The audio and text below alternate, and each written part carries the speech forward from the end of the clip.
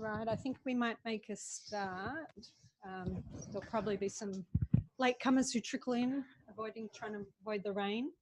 But firstly, I want to welcome you all to the Climate and Energy College and acknowledge the traditional owners of the land upon which we're now gathering. I'm Alicia, I'm one of the PhD candidates here at the college, and I focus on the global governance of ocean acidification. And so as you probably are all aware, the oceans play a pretty important role in climate change, in moderating climate change, and in driving the global climate system. And so things like ocean acidification, deoxygenation, warming, sea level rise are things that we hear fairly frequently about.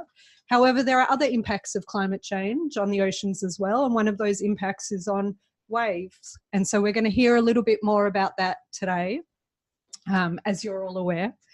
So we're very lucky to have Professor Ian Young here to tell us a bit more about this today. Professor Young is currently the Curnow Professor of Engineering here at the University of Melbourne. He was previously the Vice-Chancellor of both ANU and Swinburne University, the Pro-Vice-Chancellor of the University of Adelaide, where he was also the Executive Dean of the Faculty of Engineering, Computer and Mathematical Sciences.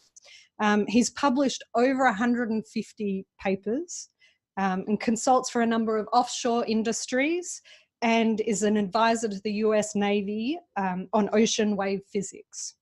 And so now that you're all suitably awed, I'm going to hand you over to Professor Young, who's going to tell us more about waves and climate change. Well, thanks very much, Alicia. Delighted to be here today. As you heard, I guess my background is essentially as an engineer, but my research interests are almost exclusively to do with the oceans and a whole range of different elements of that. And we'll cover some of those today. Okay, get this to work first.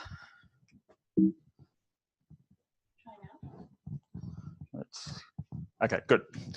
All right, so thanks. So look, some motivation first. So when you think of climate change, and the thing that most people think about are temperatures and how temperatures around the world are changing. That's critically important. And I guess that's the first order impact most people are aware of climate change. And of course, that then has associated things like sea level rise and critically important. But there are potentially a whole range of what you might initially think are secondary influences, which might actually become quite important. And one of those is essentially around, well, what's happening to oceanic winds in particular. So what's happening to winds over the ocean? I'm going to leave land for a moment completely. I'm not going to talk about that. What's happening to winds over the ocean? And one of the most obvious things that winds generate are ocean waves. So what might be happening to those? Are they changing as a result of climate change? And that's much less obvious than what's happening around temperatures and so on, and much more difficult to actually determine. But it potentially is really quite important because, as Alicia said, oceans are critically important in moderating our climate. And in a world where climate is changing, oceans are critically important as sinks of a whole range of fluxes. So they store lots of the carbon dioxide, they actually store energy, they store heat, and so they're critically important. And what actually determines the rate at which they can do that? Well, one of the most important things that determines the rate at which if they have fluxes through the ocean surface is what's happening at the interface. So what's actually happening to the waves on the surface of the ocean?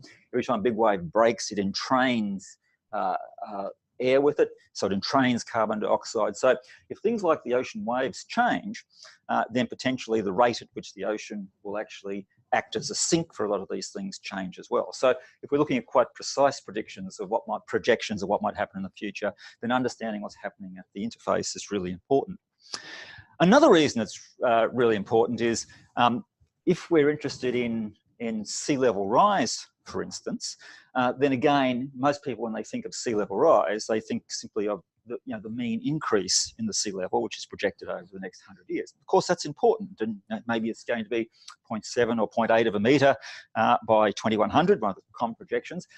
But it turns out, if you're actually really interested in coastal inundation, between now and 2100, that's not going to be the biggest influence. The biggest influence is caused by storms. So storm surges, which cause coastal flooding, for instance, will still account for almost 70% of coastal flooding by the turn of the century. So understanding storm events in terms of storm surge or waves, which might be on top of that storm surge, is critically important if we're actually going to really be able to project what sea level inundation might be in 2100. And waves are an important element of that. And I'll give you one clear example. The most obvious thing we're going to see over the next 100 years in terms of coastal inundation are things like this. Okay, that was a beach in New South Wales until a storm came along. It wasn't a particularly unusual storm. It was a severe storm. It wasn't a particularly unusual storm. This got lots of publicity because this person's swimming pool fell into the ocean. And there's lots and lots of photographs of this. So this was quite a severe erosion event for a storm that was not particularly unusual in terms of its magnitude. But what was unusual was the waves actually came from an unusual direction.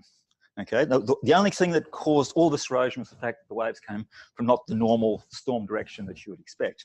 And as I'll talk about a little bit later on, one of the potential changes might be that, well, maybe waves in the ocean might become larger over the next 100 years, but they may actually just change the direction at which they propagate.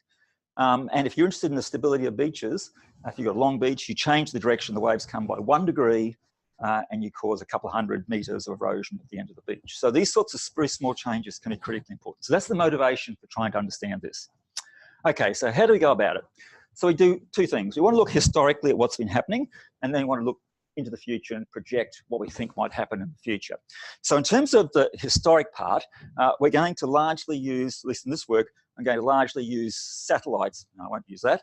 We're going to largely use satellite information to try and do this. So what I want to do and what I want to describe is we build a satellite database over the period for which data is available, which is about a bit over 30 years. We want to try and actually have this as well calibrated as possible, so we're confident we've got a high quality record over that period of time. And as I'll show you in a few moments, there's lots and lots of different satellites, so we need to actually make sure they're all measuring the same things. And that will give us a historical view of what's been happening. We then want to say, well, what do we think is going to happen? What are our projections of what might happen by, say, 2100? And to do that, we need to go to numerical models to do that. And so we use global climate models, the same thing that people use to project temperatures and so on in the future. And we use those to generate the winds which drive global wave models, which our group have been developing for 20 odd years now. And so we try and project what the wave conditions might be like in 2100, and we compare that to what they're happening today. And I'm going to talk about mean conditions.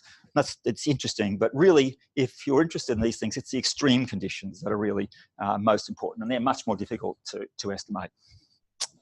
So I'm going to show you a number of things. I'm going to just give you a little bit of a tutorial about climatology. What ocean wave climates look like? What do the extreme waves look like? What's been happening over the last 30 plus years? And what do we think is going to happen in the future? So that's basically what we're going to talk about. Okay, so if we want to look historically, we first of all need to build ourselves a database. And so over, I guess, the last 8 or so years, we've been building this database, which essentially consists of every satellite that can measure wind speed or wave height. I won't give you a tutorial on how they do it. If people are interested, I can perhaps talk about it later on. There are essentially 2 instruments in this database, altimeters and radiometers. And each of these bars here is a different satellite mission. So you can see that they've been flying since about 1985, from Geosat all the way through to today, with the Sentinel series of European satellites, which are currently flying. Altimeters measure 2 things. They measure wave height and they measure wind speeds. They measure both of those quantities. And radiometers, which are the ones down the bottom here, in this database, we've actually stopped it in 2013. They continue on, but that's as far as we've bothered taking this database. Radiometers just measure wind speed. Our primary instrument is going to be the altimeter, and I'll show you we use the radiometers just as a validation.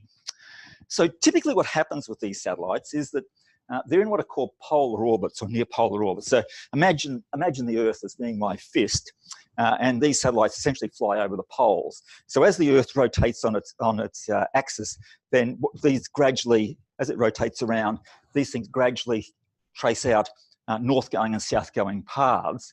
And for instance, this would be, the satellite would fly down here over the pole and then back up here. And the next time it comes through, it would come So it would come across this way a little bit as the Earth rotated. And so over time, they build up sort of herringbone patterns, and there's a couple of areas here. So they build up these patterns like this, and over a period of time, you actually image the entire Earth. Now the radiometer, and so this is an altimeter is what's called a nadar-looking instrument. So it just looks right below the satellite. So it's like taking a pencil and drawing it along the surface of the Earth. And you get wonderful resolution along this track, but really poor resolution across. So it's, by the time it actually comes to its next pass, it's 300 kilometers down track. So it's not great resolution across track, but really good resolution along track.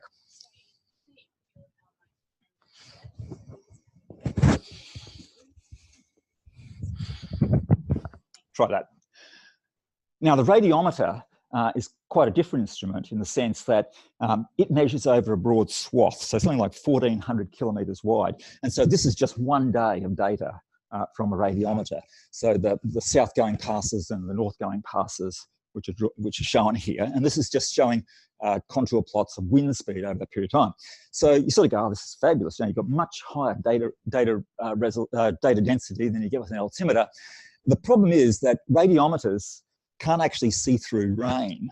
And so if it's heavy rain, you don't get any data. Where does it rain? Well, it tends to rain in the middle of storms, where it tends to be quite windy. And so you get these nasty holes right where you don't want them. So, you see a nice big storm building up and then boom, hole. And so radiometers have what we call a fair weather bias. So they're not very good at high wind speeds because they miss so much data, and they could be quite biased because of some of these things. So in principle, it's a great instrument.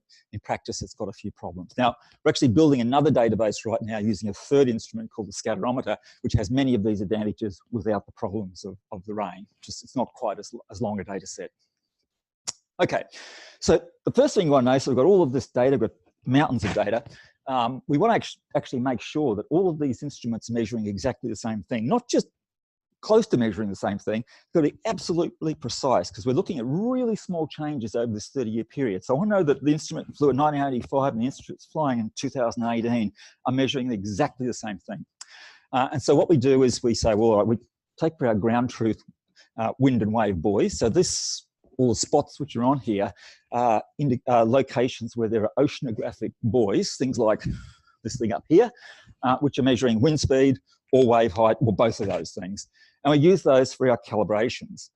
And so what we want to do is we actually I want two data sets. I want one that I'm going to calibrate against, and then a second independent one to actually validate against. And so we actually divide this data set up into two groups, what's called the NDBC data set, which is largely from around the US coast here. The reason we use that is because one, they're a long way offshore. I don't have problems with contamination by shore. And two, they're long data sets. So this is the longest data set there is. And then the rest of all these other ones is what in this case, I call my ECMWF data set, European Centre for Medium Range Weather Forecasting.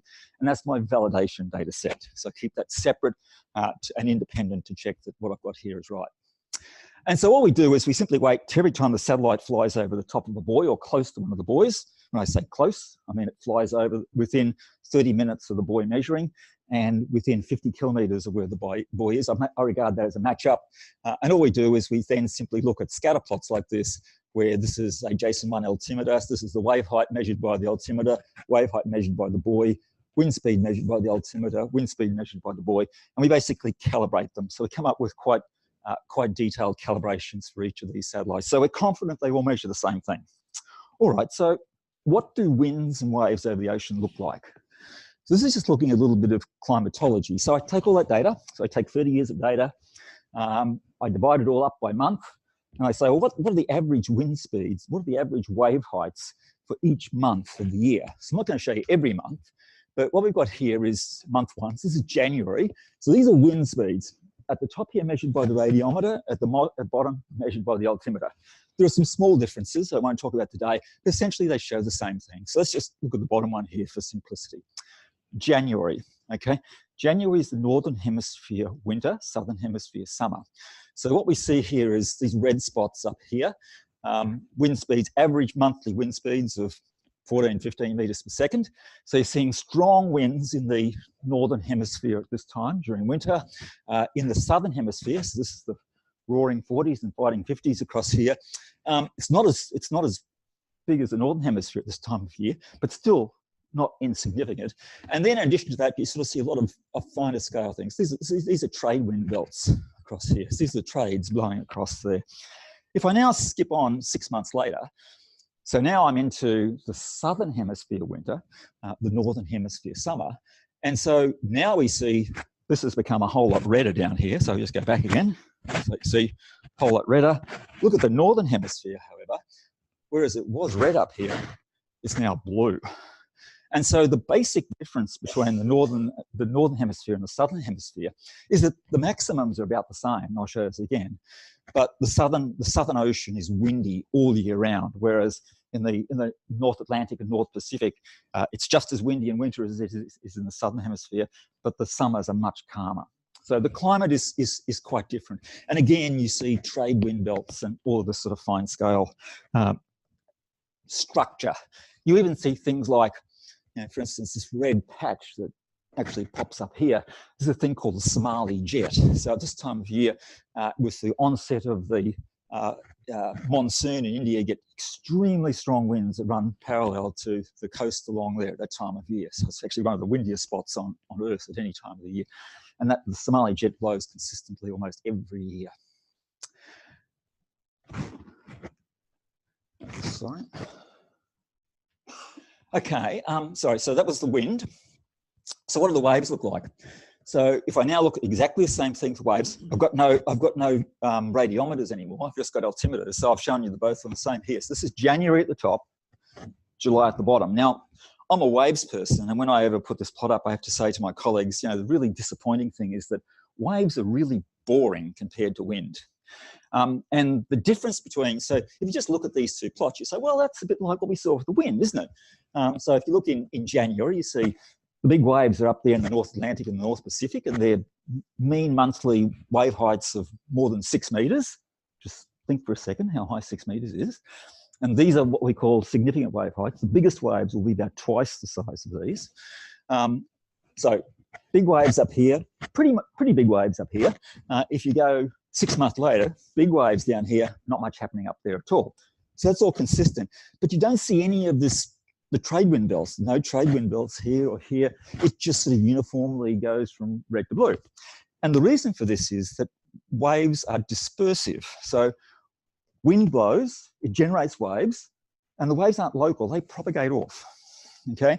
And so these waves generated down here in the Southern Ocean, they propagate up through the Pacific, and they propagate up there as swell. And so more than 80% of the world's oceans are dominated by swell, not by the local winds. And so if you're anywhere in the equator here, these equatorial regions here, your wave climate is actually determined by what's happening down 50 degrees south. And these waves which generated down here propagate all the way through the Pacific. You can actually, people have actually tracked waves from south of New Zealand all the way until they break on the coast of Alaska. So these waves propagate off, they disperse around the globe. And so things like trade wind belts, which are local winds, don't happen. These get smeared out by the fact that the waves propagate around. So you tend to get much smoother variations in wave climate than you do in wind climate. But again, things like the Somali jet pop up here again in the wave information as well. So that's a bit about what's happening with the climatology. Now, I'm an engineer, and engineers like to look at extremes. If you're building a building or designing something, mean conditions are interesting, but it's extremes that are really important. And so what we'd like to do is to be able to use this data to be able to say, what are the extreme winds or the extreme waves that have been occurring over the oceans? And the sort of terminology that engineers always use is they talk often about 100-year return periods, which is the condition which on average would occur once every 100 years. So in any 1 year has a probability of occurring of 0.01. And that's commonly the condition that many engineering structures are designed to resist. You can also predict a 1 in 1,000 year event if you want to. Well, how do we do that? Because really to do that, I would initially like to have 100 years of data to actually work out what my 100-year return period is. I don't have that. And so what I do have, in this case, I've got 30 years of data. I don't have 100. But I can take that data and I form what's called a probability distribution. So I'll plot like this. So this plot here is wind speed. And on the vertical axis here, it's sort of the probability of that occurring. How often do you get those wind speeds? And so if you look at this case here, I think this is a point somewhere in the Southern Ocean. So it's got a maximum here. So the most common wind speed there is 10 meters per second. And there'll be a whole lot of really low wind speeds, and there will be a whole lot of really high, well, there'll be some really high wind speeds. They don't occur very often, and that's what we're interested in. So what we do is we basically say, all right, well, if we can take this, can we fit some sort of probability distribution to this and extrapolate it out to the 100-year event? This is what's called extreme value analysis, and there's a whole field of extreme value statistics to go around this, and you can show that it doesn't have to be for waves or wind. Any environmental parameters, any of these extreme value distributions, they tend to fit a thing called the generalized Pareto distribution. I can go into what a GPD is right now, but it's exactly the same thing that hydrologists used, for instance, to predict 100-year return period floods in rivers. So it's the same thing. So basically what you do is you simply say, all right, we're going to consider all of the conditions above some threshold. We fit this extreme value distribution, and based on that, we extrapolate it out. Now, what you ideally want, you don't want to extrapolate too far. So you want as long a time series as you possibly can. And what almost invariably limits you is, well, simply what you can measure. We've got 33 years here, so that's all we use. Most engineering applications would say an extrapolation from 30 to 100 years is probably reasonable to actually do. In lots of engineering applications will extrapolate much further than that. So let's do that. So let's take all our data, exactly the same data I showed you before, and toss it into that extreme value distribution. And this is what we get for winds. And one of my students, Alicia Tuckbart, who we said before, when Alicia first showed me this, so she came along with a plot and laid it out, and I looked at it and I said, looks like something wrong here, Alicia. I don't like horizontal lines across geophysical data like this. I said, there must be some sort of error in this. Looks like the memory is being corrupted in some way, you know, because it looks like there's a horizontal line here in the data. I don't actually believe that can be correct. So she proved me wrong. But I'll explain what it is in a moment. So if you just look at this, so what does it tell me? So first of all, it tells me that if I look at these wind speeds, so the axis there is saying that the 1 in 100-year wind speeds are getting up towards the highs, 40 meters per second, okay?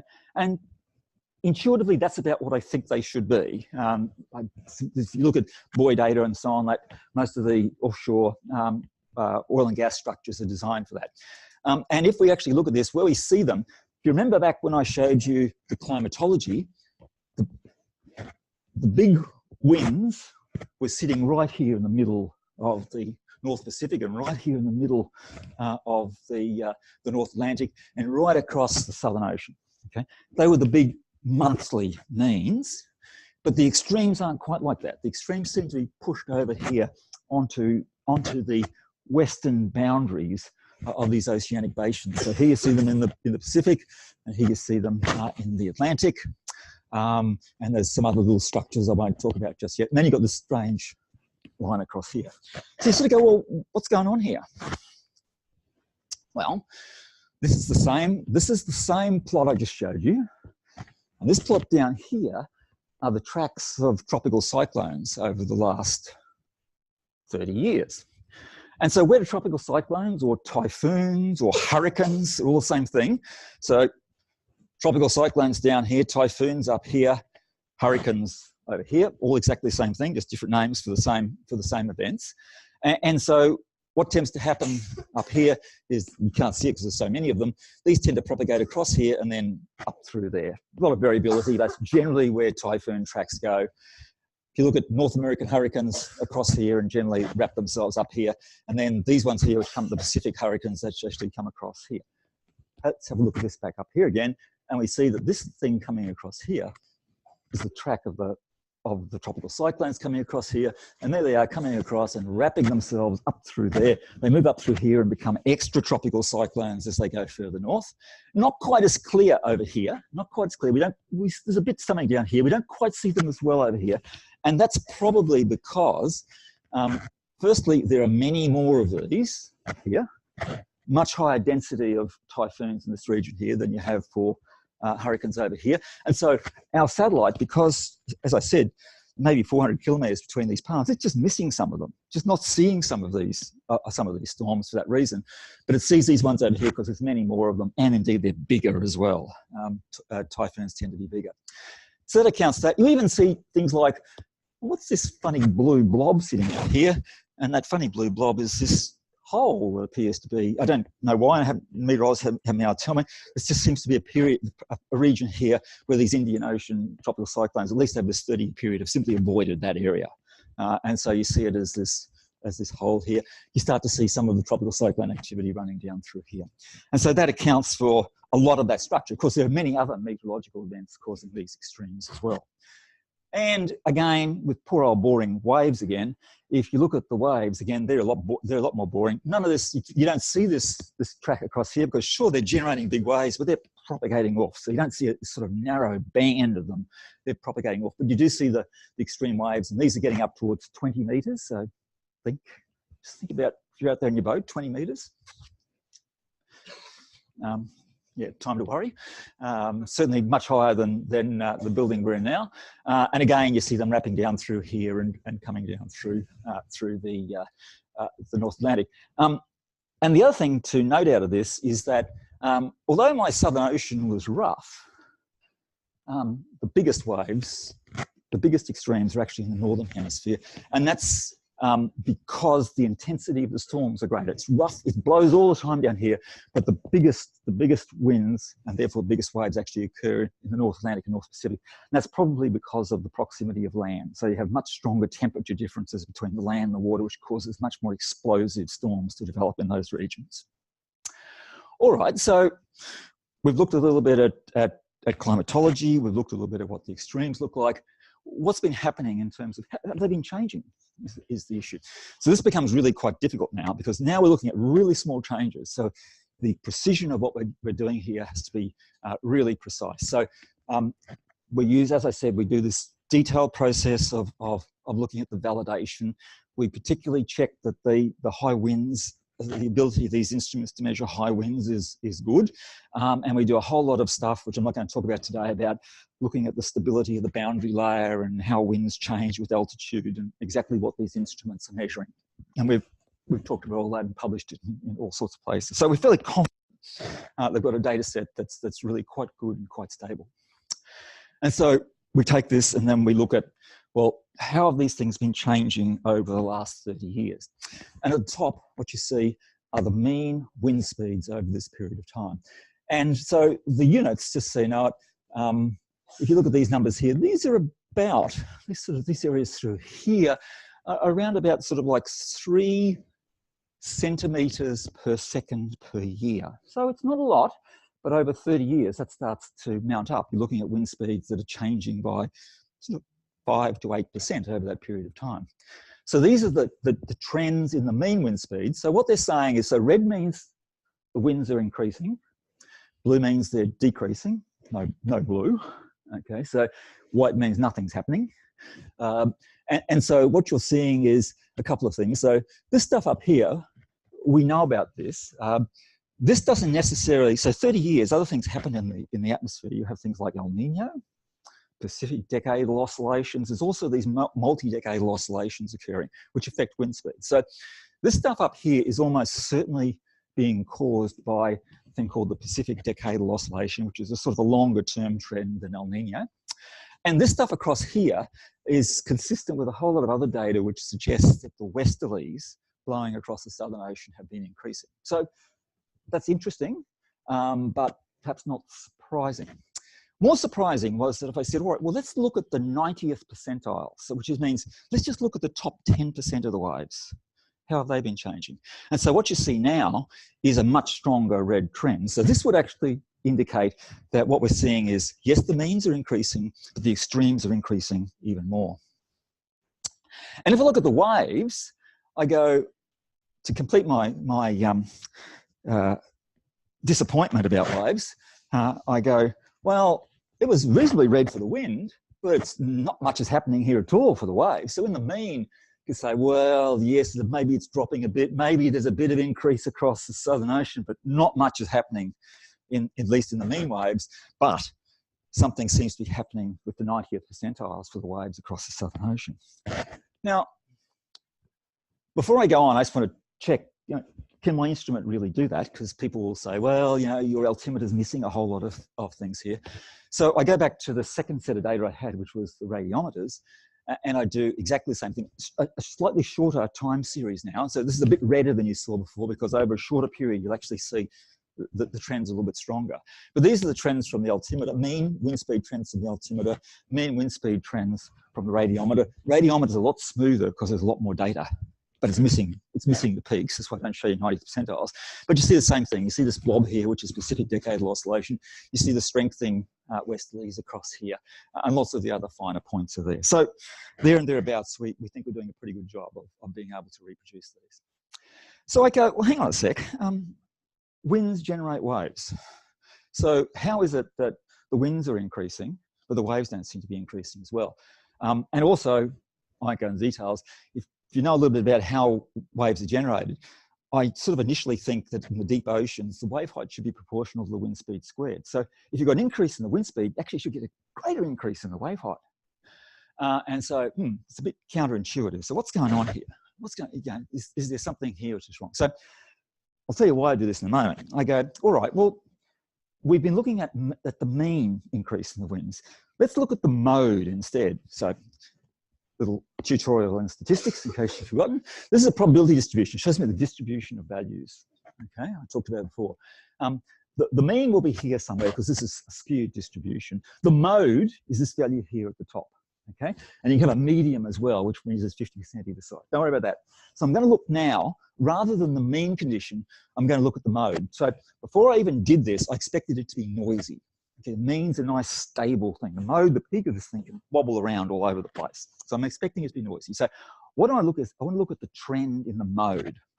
And so I do that for the mode of the wind speed. And yeah, it's noisy, but it's basically what I saw before. The magnitude's about the same. There's the blob out here. There's the strength across here. There's a lot of other noise there, but it's basically giving me the same as the mean. Okay, that's what I expect. So then I push the button on the waves, and I get this. And I go, whoa, hang on a second. How is this possible? The mode of the waves are decreasing. So we saw the mean not doing much at all, and the mode is actually decreasing. And I scratch my head and go, what on earth is going on here? So something really quite strange is happening to the shape of the probability distribution. So let's look at the probability distribution. Now that's easy said and difficult to do, because just from year to year, there's a lot of variability in these things. They bounce around, whether this year's a windy year or not a windy year. And the trends are nice because I've got 30 years. I can smooth all that out over 30 years. So what I want to do is actually, if I want to look at the PDF, I don't want to look at it just at one point. I need to go to a patch of ocean, which I think is pretty constant over time. I can do a lot of averaging both over time and space. So the place I go for that is the Southern Ocean. So I take a patch between New Zealand and South America. So it's from longitude 240 to longitude 270. Latitudes from -46 down to -60. So it's patch out there in the Southern Ocean. And I average from 1998 to 2000, and then secondly from 2015 to 2017. And I find the probability distribution. So this is the distribution of the winds over that. So this is the historic period, this is the historic period in blue, and then this line which goes through here is the more recent period. Now, the differences are subtle, but if you look at this, what you see is that this more recent PDF is a bit broader. It's actually broadened out and it's flattened down, so the peak isn't as high. So what we're seeing, and indeed, if I work out the mean, you find the mean has moved a little bit that way, because we know that was the case. So the mean actually increased over that period of time. So not only has the mean increased, so it's not just a case of we've taken the same PDF and just shifted it along a little bit. the PDF's actually changed shape. So it's actually stretched out, which means you've now got a more uniform distribution of wind. So yes, you've got more strong winds, but you've also got more light winds as well. Now, you say, go, well, okay, fine. That's interesting. Didn't know that. What happens to the waves? Well, the waves actually behave quite differently. You see here, these stronger winds, stronger waves don't seem to have changed much at all. But there's a lot more smaller waves here, which is occurred as well. So this is why you see the mode dropping. The peak has gone down, and as a result of this, the mean doesn't change much at all over that period of time. So why is this? So why, if I broaden out the probability distribution of the winds, do the waves behave like that? Well, you've got to understand a little bit about how the wind actually generates waves. So if I'm out in the deep ocean, a long way away from me land, let's assume it's perfectly calm to start with. I turn the switch on and the wind starts to blow. The wind's blowing at a constant wind speed. So as it starts to blow, the waves start to be generated. They're little to start with, and over time they'll gradually get bigger and bigger and bigger and bigger. And if the wind blows for long enough, they'll eventually reach what we call a fully developed state. So they won't grow indefinitely. Eventually they'll stop. And this is where I get the wave height being proportional to the wind speed squared. But it takes a finite time for them to get to that fully developed state. If the wind is low, they will grow to that state fairly quickly. If the wind is strong, then it's going to take them longer to get up to that fully developed state. So from some other field measurements we've done, you can sort of, it's not particularly accurate, but you can sort of say, well, how long does the wind have to blow for it to reach this fully developed state? So if the wind speed's 5 meters per second, it'll take it about 8 hours. If the wind speed's 12.5 meters per second, it's going to take it 20 hours. So my explanation of what's happening here, and it's only an explanation, we can't prove this yet because we don't have the data to be able to back it up, is that when you actually take the probability distribution of the wind and stretch it out, broaden it out, more of the time you've got light winds, which means although you might have more strong winds, the period of time that's available for them to actually blow has been reduced. It's only 24 hours in every day. So if you've got more light winds, then you've got less time for these strong winds as well. And so what's happening is that although the wind speed may have increased, it doesn't have the duration there to be able to generate the big waves as well. Little waves can grow because it doesn't take them long to do it. The big waves just don't have enough time to be able to be generated. So even though the wind has increased, it doesn't have enough duration to be able to generate the waves. So that's our explanation for what's happening. So it's actually quite a complex situation that's occurring. Okay, so that's historically what's happened. So let's go to the future. And so what we want to do now is to say, well, we can't obviously use data for the future. We have to use some models to do that. We take global circulation models. We don't just use one global circulation model. We use what's called an ensemble of models because there's lots of different models. And we want to basically average all these to actually take away some of the inconsistencies between the models. In this case, we're using an ensemble of 7 models. And we use those to force wave models. And these wave models are remarkably good now. If you get the winds right, they'll do a remarkable job at being able to predict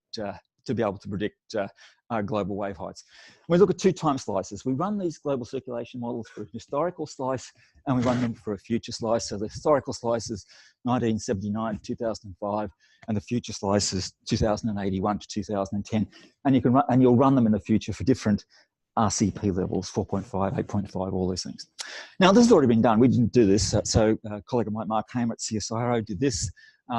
And what he looked at in a paper in Nature Climate Change a few years ago was he basically just looked at the changes in the mean conditions as a result of that. And so what he saw was something not greatly dissimilar to what you saw before. He basically saw, maybe even a slight decrease in these waves in the Northern Hemisphere, but basically he saw an increase in the wave conditions in the southern hemisphere, across the Southern Ocean, where we saw some interesting things already happening in the historical slice as well. So this is interesting, but this is means. If you're interested in what's happening for sea level inundation or coastal stability, all those things, it's not the means you're interested in, it's the extremes you're interested in. And so we sort of said, all right, well, let's do the same thing, but let's look at those extreme value distributions I looked at before. Take my probability distribution, fit this thing called the generalized Pareto distribution, extrapolate out to the future. Easy said, difficult to do, because what I'm going to do is I'm going to do that for that historical slice, I'm going to do it for the future slice, and I'm going to subtract the two. Big errors on this estimate, big errors on this estimate. I take the two away and I get noise, essentially. So we've got to somehow reduce the variability in these. And the way we do that is by pooling this ensemble of values. So we can take the ensemble of all of the predictions and we can come up with, hopefully, better estimates of these extreme values. Well, first thing we want to do is say, well, okay, well, can these global circulation models actually even predict extremes? We don't know whether they can. And so we actually say, all right, well, this is what you saw earlier. This is it's plotted a little bit differently, but these are the extreme wave heights generated by the historic altimeter data set. And this is what comes out of the ensemble model. So what you see is it's a bit higher. So these are sort of about 18 meters. These are about 22 meters up here. So it's overestimated the extremes a little bit. That doesn't worry me enormously, as long as it consistently does the same things in the future. I'd like it to be the same though, or at least be able to explain these differences. And so what we look at is there are errors on both of these. So we can look at what are called the confidence limits of these. How confident are we that this is the case? So it may be 22 meters, but we can be 95% confident it's somewhere between 18 and 26, for instance. So what is the span of that? And so if you actually do that, you can say, well, what are the confidence limits on that ensemble of wave predictions? You probably can't see the contours here, but these are sort of like about 1 meter up here. What are the ensemble estimates, the confidence limits on the altimeter data? It's like 3 meters. And why is that? Well, we only had 30 years of this, which we're extrapolating, whereas when I used the models, I had 7 different models, which I could average together. So I get much tighter confidence limits on these than I do on these. This is about 3 meters. That's about 1 meter, a bit over 1 meter, 1.5 meters. So I've got an error span there, about 4.5 meters. So it's sort of within the ballpark of what we're seeing for the differences of these. So I'm reasonably confident that it's sort of there and thereabouts in terms of its ability to be able to estimate the extremes. And indeed, although there were differences, the broad distribution of the extreme wave conditions is pretty much the same in both cases. So we do exactly that. We run it for the historical period, we run it for the forward period with this ensemble, and we subtract the two. And we initially thought we'd probably get noise, but we don't. We actually get results that look plausible. Now, the reason there's all this white here is because that's the extent of the ice edge in this. So in the model, we take anything where there's any ice at any time of year, we basically mask that out, both the northern and southern hemispheres. So we can't take the models too far towards the poles because of that. But basically what you're seeing, again, is this strengthening band across the Southern Ocean. A little bit happening in a few other places, but not a lot really that we're particularly statistically confident about what's happening in other places. But certainly, just as we saw for the historical record, we're seeing both the means and the extremes increasing in the Southern Ocean. So, to finish up with, over the last 30 years, the data set says, with a reasonable degree of confidence, that we're seeing increases in mean wind speeds and larger increases in the extreme wind speeds over the oceans, particularly in the Southern Ocean. For wave heights, we see little increase in the mean conditions, with perhaps the exception of the Southern Ocean, but certainly increases in the extreme wave heights. And I'll come back to one of the caveats in a moment. There is some caution about the extreme wind speeds and wave heights. They're difficult to measure. The future projections say that there could be increases and by the way, they were for RP7 8.5, the ones I showed you there. We could see increases in the Southern Ocean by up to 10% in the wave height by 2100. And why is that important? It's important particularly for if you're looking at coastal inundation. These are things which are actually going to cause the beaches to erode. And also what we know is that not only are the Southern Ocean waves increasing, what's really causing, one of the things that's causing them to happen is that the low pressure systems are moving further south as well. Low pressure systems move further south. What that means is the angle at which the swell approaches the coast, particularly of Australia, changes. So this potentially causes a realignment of all of our beaches. Caveats. First of all, it's a particularly challenging, particularly the trend work is particularly challenging to be able to measure this and to measure it accurately. Much more difficult than measuring trends in temperature. So the actual magnitude of these trends are really quite small in terms of the means. So it's challenging to do. And because the fact that the satellites can actually miss extreme events like small storms and things like that, there is always a question mark over how accurately it can measure the extreme trends as well. So means are pretty good. The 90th percentiles, which I've shown you, not everyone will necessarily agree with me in terms of the robustness of those. Although we've looked at many different checks on that, which I haven't had time to talk about today. But what we need is, ideally, what we need are, going forward, we need new satellites and more of them, and we're actually in a very rich time right now in terms of these satellites. I think there's 5 and soon to be 6 altimeters flying at the very time right now, and we need better ways of reprocessing the data. There's a big European project which sort of comes out of these initial measurements, which we published back in 2011.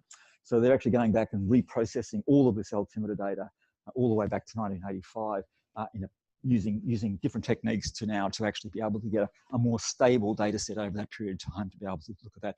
And indeed, we need, if we're going to do the future projections, we need higher resolution global circulation models, and that's really just limited by the computing power that we have to be able to do very high resolution projections of this type. So I'll stop there.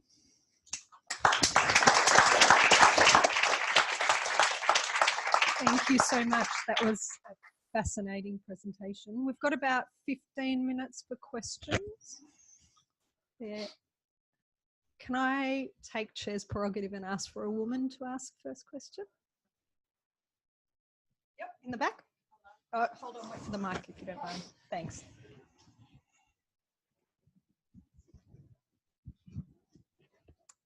Okay. Does your data set offer any insights into the way and like the direction and magnitude of those potential direction changes that you were talking about, or is that an entirely different analysis? So the GCM data does give you directional information.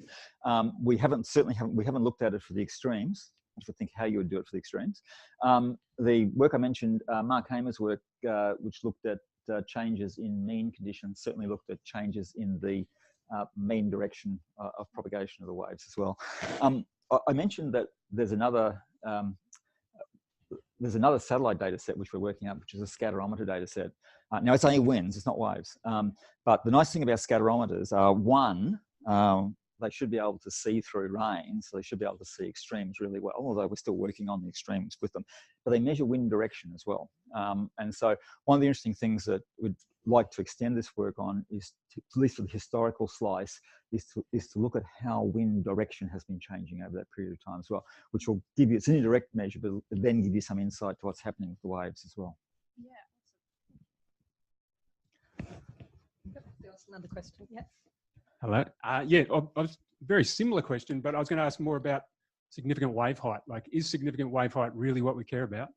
And for example, what about energy or long period energy? Tutorial first. If you walk down to the beach, look at waves, watch the waves and you go, yeah, wave, oh, big wave, small wave, big wave. And you sort of go, and somebody says to you, what's the wave height? And you go, well, which wave do you want, the big one or the small one or what?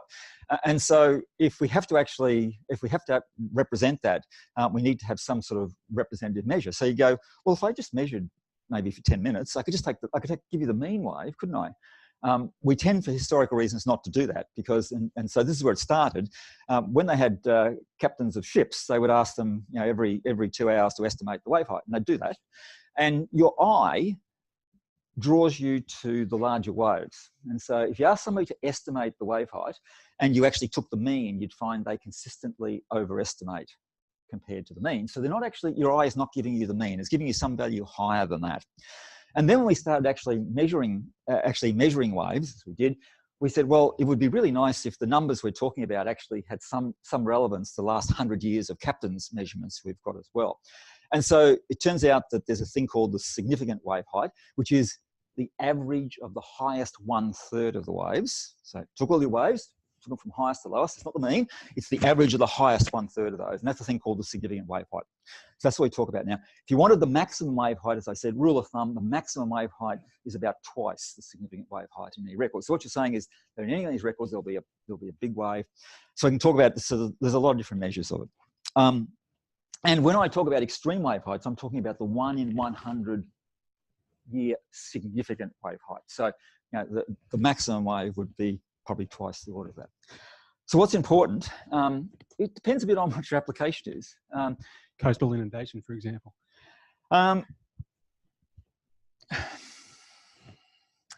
Yeah, look, I mean, obviously, so for general coastal inundation, I think significant wave height is a reasonable measure. I mean, if you're looking at overtopping of structures, if you're looking at designing the deck elevation of an offshore structure, then significant wave height is not a great measure at all, because you only need one wave to come over the top, and it's gone.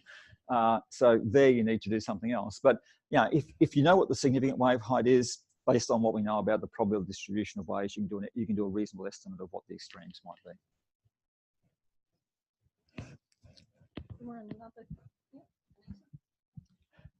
Thanks, Ian. That was really fascinating. So with the 10% increase in the wave heights, and particularly in the Southern Ocean, can we then draw a correlation with the distribution of nutrients in the ocean and therefore the resulting carbon uptake, or is that too much of there's just too much going on there? So we get into a slightly controversial area in terms of what role waves play in mixing of the ocean. I have a very close colleague of mine who has developed a lot of work actually saying that that waves actually generate quite a lot of turbulence in the upper ocean, and there's good evidence to suggest this may well be the case. So, for instance, if you look at tropical cyclones, you look at the temperature of tropical cyclones. Behind tropical cyclones, you tend to see a cold wake in the ocean behind the tropical cyclones. And why is that happening? Well, what's happening is because they're generating big waves which are stirring the ocean up below them. What they're doing is they're bringing up cold water from 100 meters down to the surface, and so you see this as a wake behind the tropical cyclone.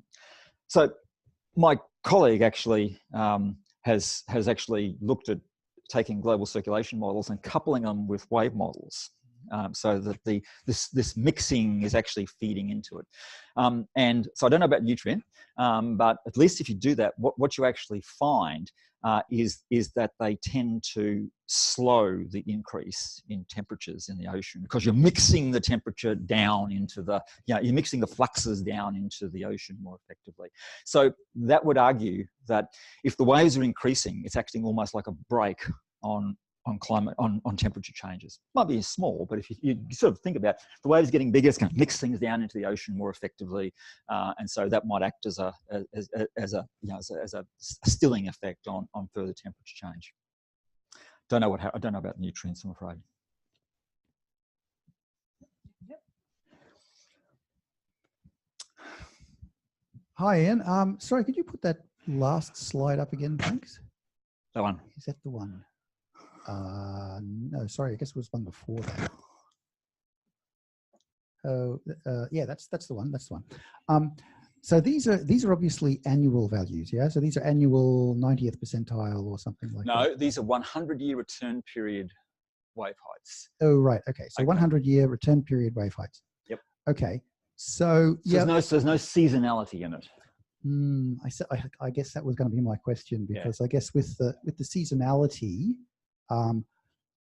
one of the issues that you might face is that the GCMs don't have really brilliant simulations of tropical cyclones. They don't. Yeah. My question is, that's not a criticism, because this is probably still not going to be too bad, because it's going to be dominated by the big mid-latitude cyclones in the winter. But you're absolutely correct. Yeah, and what we so Alberto over here is doing all the work. Is what you actually see. So there's seven GCMs in the ensemble here, and when you look at the so we look at the 7 to see how areas, if they all agree, we've got pretty high confidence in. If they're all diverging, then we've got low confidence. Where do they diverge? in the tropical cyclone belts. Some pick them up, some don't. Even the ones that pick them up probably don't pick them all up.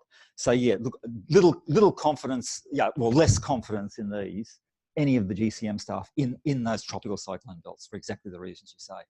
So do you have any thoughts about how we might address that issue? It's a tough one. Bigger computers. Yeah. I think that's the only way. Yeah, I mean, you probably, as you know, I mean, you can do other things like, for instance, sort of taking tropical cyclone vortexes and sort of embedding them into these, and so on. I know the Bureau is doing a lot of work around that now. So there are sort of some ways around it, but I probably think we're not going to get a lot of big improvements until the spatial and temporal resolutions of the GCMs improve. There was another Hi one. there. Yeah, thanks, Ian. I'm just wondering, I know this is a global study, but I'm from City of Melbourne, so I'm wondering if you have at all considered what this means for Port Phillip Bay and Melbourne, so for everyone in the room. There's probably some people here from DELP. So Victorian government has actually just funded us to do some work, which it's not the greatest map to do it. So we're actually just starting a project in which the first thing we're going to do is we're going to do some long-term deployments of wave buoys along the Victorian coast. So if you look at Australia, Queensland and New South Wales have had long-term deployments of wave buoys all the way along their coast for 25 years now. Victoria's had absolutely nothing. South Australia's got nothing. Western Australia's got a lot of data, but most of it's locked up in oil company data and so on. So the Victorian government has actually funded us to do this. So we're going to deploy 3 wave buoys deep water wave buoys along the Victorian coast, probably some shallow water buoys as well in that process, at least for the next 2 years, hopefully forever, we hope. That is to actually give us wave information, which we're then going to use as part of a coupled modelling process. So we will couple circulation models with wave models to be able to predict extreme water levels in and along the Victorian coast, including Port Phillip Bay. We will also hopefully be doing some reasonably long-term deployments of wave buoys within Port Phillip Bay as part of that. So the answer to your question is, so Ibru, who's just over here, she's doing some work on a global scale rather than that, in which we can look at projections of sea level rise anywhere in the world. Now, so it's not, so you can, we can actually give you a Google Earth image, which we can actually click on points along the Victorian coast and get what the extreme water levels will be, including going into Port Phillip Bay, but we don't really resolve Port Phillip Bay in the simulations because we're doing it globally. So I wouldn't give a lot of confidence in those. So the answer to your question is right now, no, but we hope that perhaps over the next 2 to 3 years, we'll actually have some quite high resolution modelling of both the circulation and also the wave conditions right along the Victorian coast to be able to do exactly that. Right, I think we've got time for one more question.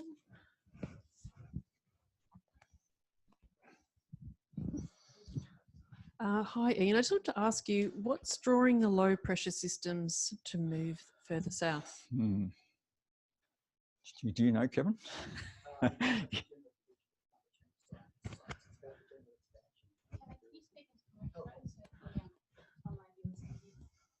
Message repeats. That's a general prediction of climate change. That's about the expansion of most of the large-scale belts, including the Hadley circulation poleward. And so, yeah, that's something which is generally predicted by most GCMs. The answer is it's not simple, the explanation, yeah. Great, thank you. Kenny, were there any questions online? No, no questions? All right, well, I think we'll wrap it up there. Thank you so much for the fascinating presentation and the great questions. We also have a series of other seminars which we would love you all to come to. They're all on our website, so if we can't find the link now, please have a look on the website. I guess you all found out about this one, so hopefully you can all find out about the next ones too. The next one is happening on the 13th of March, and it's next Wednesday, and it's coal, climate change mitigation and populism. And that will be also at 11 o'clock here. So come along to that. And otherwise, we'll see you at another one of our seminars soon. Thank you again.